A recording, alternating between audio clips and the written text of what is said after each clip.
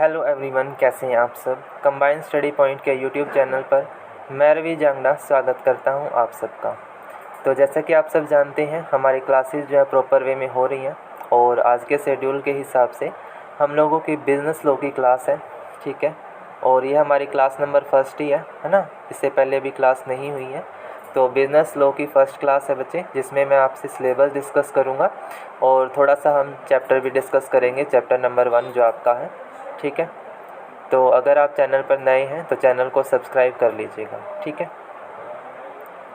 तो देखते हैं बच्चे क्या है हमारा सिलेबस, क्या क्या हमें पढ़ना है। तो नंबर 1 ब्लॉक 1 है, जिसमें आपका आता है जनरल लॉ ऑफ कॉन्ट्रैक्ट, ठीक है, जिसमें हमारे पार्ट 1 है और पार्ट 2 है, ठीक है। जनरल लॉ ऑफ कॉन्ट्रैक्ट में हम पढ़ेंगे कॉन्ट्रैक्ट क्यों है, क्या है उसके बेनिफिट, क्या उसमें एसेंशियल एलिमेंट है, उसके बारे में हमने यूनिट नंबर 1 में डिस्कस करना है।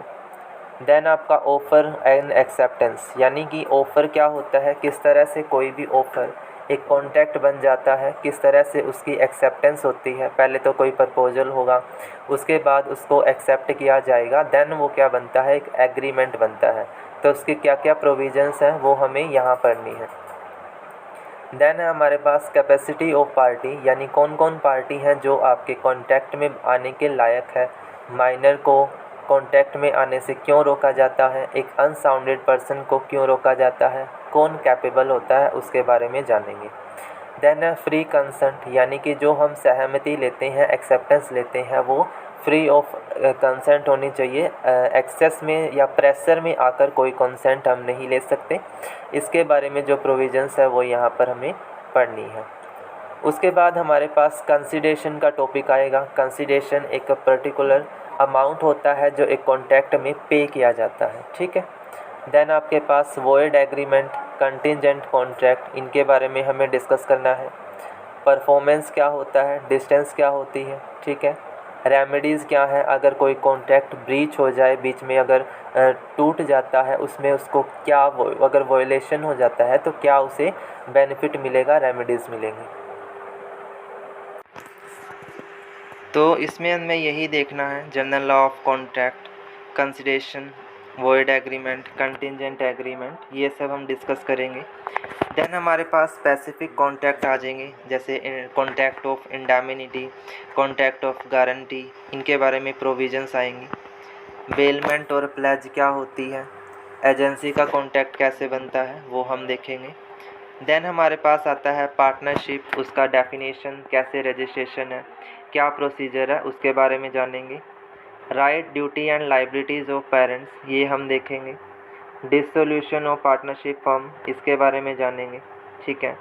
Nature of contract of sale क्या है, कंडीशन एंड वारंटी क्या होती है, transfer of ownership and delivery, right of unpaid seller, ठीक है। यानी सेल्स ऑफ गुड्स का पूरा एक्ट हम पढ़ेंगे यहाँ, ठीक है ना। देन उसके बाद नेगोशिएबल इंस्ट्रूमेंट एक्ट, ये आपका पूरा चैप्टर होगा, जिसके अंदर हम इंस्ट्रूमेंट पढ़ेंगे, पार्टीज़ पढ़ेंगे, promissory note, bill of exchange, cheque, negotiation क्या है, प्रेजेंटेशन क्या है, डिस्चार्ज कैसे होता है, इन सारी बातों के बारे में डिस्कस हम करने वाले हैं, ठीक है। क्लियर है बच्चे। तो ये हमारा पूरा सिलेबस है जो हम एक एक करके चैप्टर वाइज कवर करेंगे। तो इसकी आप अगर PDF चाहते हैं तो मैं वो शेयर कर दूंगा, ठीक है। तो डिस्कस कर लेते हैं एक बार चैप्टर 1। जमीयत टिकता ही नहीं मरचाना,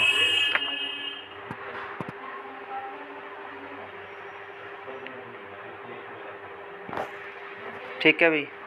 तो हमें क्या डिस्कस करना है, BCOC 133 बिजनेस लॉ का हमारा चैप्टर जो हम यहाँ डिस्कस करने वाले हैं। तो इसमें आपके पास जनरल लॉ ऑफ कॉन्ट्रैक्ट, ये हमारा चैप्टर है, जिसमें essential of contract, offer and acceptance, capacity of party, free consent, इनके बारे में डिस्कस करेंगे, ठीक है। तो शुरुआत कर लेते हैं यहाँ से, यूनिट से शुरू करते हैं। सबसे पहले हमारे पास होता है ऑब्जेक्टिव क्या है किसी भी कानून को बनाने के, क्यों हम पढ़ते हैं किसी लॉ को, ठीक है। क्या एक लॉ की ज़रूरत होती है। लॉ का क्या मतलब है, एक स्पेसिफिक गाइडलाइंस, एक रूल्स जो फॉलो करने पड़ेंगे ताकि एक साउंड इन्वायरमेंट बिजनेस के लिए बन सके। ठीक है, इसीलिए हम बिजनेस लॉ का सब्जेक्ट पढ़ते हैं ताकि एक साउंड जो है इन्वायरमेंट क्रिएट हो सके, ताकि हम जितनी भी प्रोविजंस फॉलो करेंगे उससे हमारे बिज़नेस को क्या बेनिफिट होता है, किस तरह से एक हेल्दी इन्वायरमेंट क्रिएट होगा, वो हम यहाँ पर देखते हैं। ठीक है, तो what is law? What is law? Law क्या होता है? ठीक है, तो अगर हम इसके डेफिनेशन की बात करें तो सबसे पहले लॉ क्या है? एक सेट ऑफ रूल्स है जिसके कुछ रूल्स लिखे हैं जो एक बिजनेस एंटरप्राइज फॉलो करती है ताकि वो क्या कर पाए, अपने सोशल और इकोनॉमिक जो भी उसके बेनिफिट है वो एक्वायर कर पाए। ठीक है, मीनिंग देखिए, law is a rule of civil contract. Law is the rule of civil conduct prescribed by the supreme power of state, commanding what is the right and prohibiting what is wrong. Blackstone। ये एक civil conduct है जो बताता है क्या गलत है और क्या सही है। जैसे हमारे कॉन्स्टिट्यूशन के अंदर रूल्स लिखे हुए हैं, उसने हमें ये बताया है कि क्या लीगल है क्या इलीगल है। उसी प्रकार से बिजनेस के अंदर कौन सी एक्टिविटी लीगल होगी कौन सी एक्टिविटी इलीगल होगी, वो जानने के लिए बिज़नेस के अंदर लॉ बनाए गए और उन्हीं को हम क्या बोलते हैं? बिज़नेस लॉ बोलते हैं। ठीक है बच्चे, meaning and sources of business law, कैसे हम बिज़नेस लॉ को पढ़ते हैं, कहाँ कहाँ पर इसका जो है वो यूज आएगा, उसके बारे में जानते हैं। सबसे पहले हम पढ़ते हैं इंग्लिश मर्केंटाइल लॉ। कौन सा लॉ पढ़ते हैं? इंग्लिश मर्केंटाइल लॉ पढ़ते हैं। ठीक है बेटा, सबसे पहले हम क्या जानते हैं? इंग्लिश मर्केंटाइल लॉ जो हमारे इंग्लिश में यानी इंग्लैंड के अंदर जो लॉ फॉलो होता है बिजनेस के लिए, एक्टिविटीज़ के लिए, वो हमारा इंग्लिश मर्केंटाइल लॉ है जो इंग्लैंड के अंदर फॉलो होता है। उसे आप कॉमन लॉ भी कह देते हैं, कॉमन लॉ ऑफ इंग्लैंड जो फॉलो किया जाता है। तो ये एक एग्जांपल है बच्चे कि किस तरह से हम लॉ बना सकते हैं बिजनेस के और उनको फॉलो कर सकते हैं। ठीक है, उसके बाद इंडियन स्टैचू लॉ है, यानी इंडिया के अंदर लेजिस्लेचर लॉ होता है, यानी इंडियन कॉन्ट्रैक्ट एक्ट 1872 है, जैसे नेगोशिएबल इंस्ट्रूमेंट एक्ट 1881 है, सेल्स ऑफ गुड्स एक्ट 1930 है, इंडियन पार्टनरशिप एक्ट 1932 है, कंपनीज एक्ट 2013 है, consumer protection act 1986, security board exchange board of India act 1992 या आईटी एक्ट 2000। ये सारे हम जो एक्ट पढ़ रहे हैं वो सारे क्या हैं? इंडियन स्टैच्यू लॉ हैं जो इंडिया के अंदर कानून बनाए गए हैं। उसके बाद जुडिशियल डिसीजन, यानी कोई भी डिसीजन लिया जाता है ना, वर्डिक्ट होते हैं ना जज के, और उन वर्डिक्ट के हिसाब से एक कानून भी बन जाते हैं। कि कई बार केसेस ऐसे होते हैं कि उस पर्टिकुलर केस की वजह से हम कॉन्स्टिट्यूशन अमेंडमेंट करते हैं और फिर उसको एक as a rule, as a law जो है वो इम्प्लीमेंट कर देते हैं। तो इस प्रकार से जुडिशियल डिसीजन लेने से भी क्या होते हैं? लॉ जो है वो बनाए जाते हैं। कस्टम एंड यूजेस, जैसे हमारा इंडिया है तो इंडिया के अंदर मर्केंटाइल लॉ जो है वो यूज़ किया जाता है अकॉर्डिंग टू देयर कस्टम है। कस्टम्स के हिसाब से हम जो है वो अलग अलग रूल जो है वो फॉलो करते हैं। देन आपके पास है लॉ ऑफ कॉन्ट्रैक्ट। तो कॉन्ट्रैक्ट के लिए याद रखेंगे इंडियन कॉन्ट्रैक्ट एक्ट 1872 1872, इसको फॉलो किया जाता है बिजनेस के अंदर, जिससे कि हम कॉन्ट्रैक्ट की सारी कैपेबिलिटी को जो है वो फॉलो कर पाएँ, सारी प्रोविजंस जान पाएँ। इसके लिए एक एक्ट बना है, कौन सा? Indian contract act 1872। हर एक एक्ट याद करने की ज़रूरत नहीं है, जो इम्पोर्टेंट है वो मार्क करवा दूंगा, उन्हीं को सिर्फ याद कर लेना। इसका एक्ट आप याद रखेंगे, इंडियन कॉन्ट्रैक्ट एक्ट कौन सा है? 1872 है। उसके बाद बच्चे व्हाट इज़ कॉन्ट्रैक्ट, होता क्या है कॉन्ट्रैक्ट? जब भाई एग्रीमेंट होता है तो एग्रीमेंट किसके बीच होता है? दो पार्टी के बीच में होता है, एक पार्टी 1 होगा और एक पार्टी 2। तो जब भी एग्रीमेंट में कोई एक्ट फॉलो हो रहा है या किसी लीगल बाउंडेशन के तहत एक एग्रीमेंट बनता है तो वो एक कॉन्ट्रैक्ट बन जाता है, जहाँ पर दोनों पार्टी की क्या हो जाती हैं? लीगल ऑब्लिगेशन हो जाती हैं। कि वहाँ पर अगर एक पार्टी ने परफॉर्मेंस नहीं करी तो कॉन्ट्रैक्ट क्या हो जाएगा, वॉइड हो जाएगा। ठीक है, तो कॉन्ट्रैक्ट एक ऐसा एग्रीमेंट है जो लॉ के तहत बनाया गया है दो पार्टी के बीच में। ठीक है, उसे आप कहते हैं contract. A contract is an agreement enforceable at law made between two or more person which right are acquired by one or more to act or forbearance on part of the others. ठीक है, William एंसन ने बताया कि contract एक enforceable agreement होता है जहाँ पर दो व्यक्ति एक दूसरे के राइट के लिए क्या करते हैं, कानून के साथ चलते हैं। ठीक है, देन हमारे पास होता है agreement. What do mean by agreement? Agreement क्या है? एग्रीमेंट एक तरह का प्रोमिस होता है जो दो पार्टी के बीच में होता है। फॉर एग्जांपल, मैंने आपको कहा कि मैं सैटरडे को आपको सिनेमा दिखाने लेकर जाऊंगा, मैंने आपको ये बोल दिया। ठीक है, तो आपके बीच में और मेरे बीच में एक प्रोमिस हो गया। ठीक है, तो ये क्या है, एग्रीमेंट है।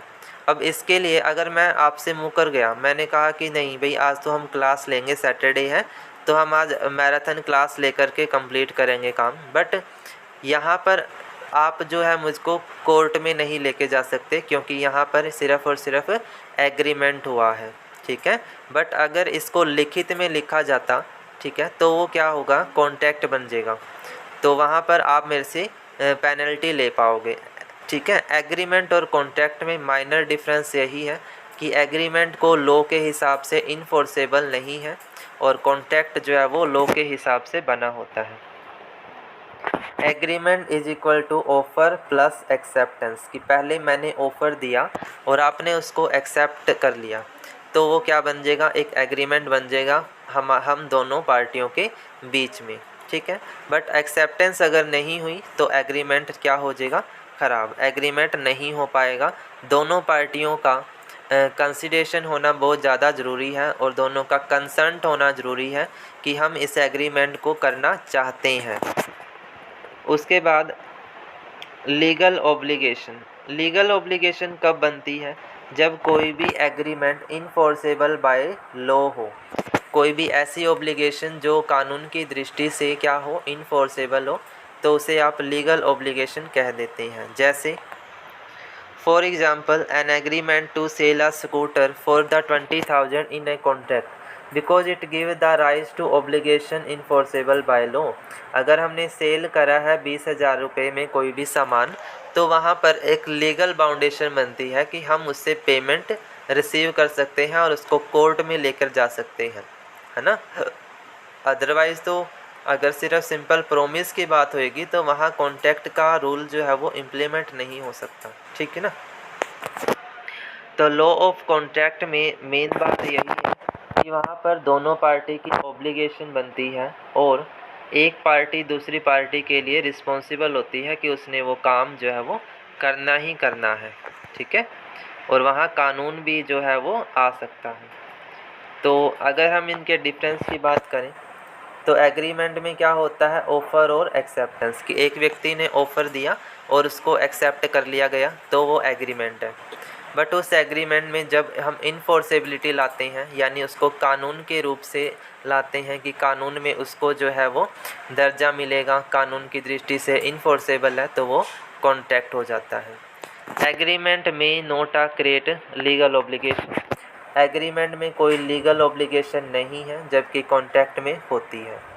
Every agreement not be a contract. सारे एग्रीमेंट को कॉन्ट्रैक्ट नहीं बनाया जा सकता, बट कॉन्ट्रैक्ट जो होते हैं वो सारे एग्रीमेंट होते हैं, क्योंकि पहले एग्रीमेंट बनता है फिर कॉन्ट्रैक्ट बनता है। Agreement is not conclude on binding contract. Binding contract में इसको कंक्लूड नहीं कर सकते, बल्कि कॉन्ट्रैक्ट में हम बाइंड कर सकते हैं दोनों पार्टी को कि वो कॉन्ट्रैक्ट में रहें, उससे वो बैकआउट नहीं कर सकते हैं। ठीक है, तो आज के लिए इतना ही रखते हैं। एग्रीमेंट और कॉन्ट्रैक्ट का कॉन्सेप्ट मैंने आपको सिखा दिया है। ठीक है, तो इतना ही रखेंगे आज की क्लास को। एक बार आप लाइक कर देना और शेयर कर दीजिएगा। ठीक है, कंबाइन स्टडी पॉइंट के यूट्यूब चैनल को सब्सक्राइब कर लेना भाई अगर नए हैं तो, और हमारे सोशल मीडिया प्लेटफॉर्म पर हमसे कनेक्ट कर सकते हो, जिसके लिंक आपको डिस्क्रिप्शन बॉक्स में दे दिए जाएंगे। ठीक है भाई, तो आज के लिए इतना ही। Thank you so much.